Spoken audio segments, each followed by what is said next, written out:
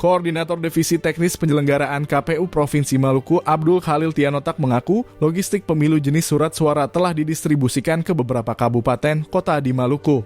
Di antaranya Kabupaten Maluku Tengah, Seram bagian Barat, Buru, Buru Selatan, Kota Tual, dan Maluku Tenggara. Rencananya distribusi surat suara juga akan dilakukan Jumat 8 Desember 2023 hari ini ke Kabupaten Kepulauan Tanimbar dan Kabupaten Kepulauan Aru melalui Pelabuhan Yos Sudarso Kota Tual. Surat suara sudah diterima sejumlah KPU di daerah. Tapi soal kendala yang dialami baik saat pendistribusian, jumlah dan berapa yang rusak dan tidak, itu belum ada laporan ke kami, kata Khalil Tianotak melalui telepon Jumat pagi. Menurutnya, pada saat surat suara tiba di gudang logistik, biasanya logistik tersebut akan dihitung. Jika jumlah yang diterima tidak sesuai dengan manifesto, maka ini akan dilaporkan ke KPU dan kemudian ditindaklanjuti ke perusahaan pencetakan untuk dapat ditambahkan. Begitu juga kalau ada yang rusak, maka perusahaan pencetakan wajib untuk menggantinya, ucapnya.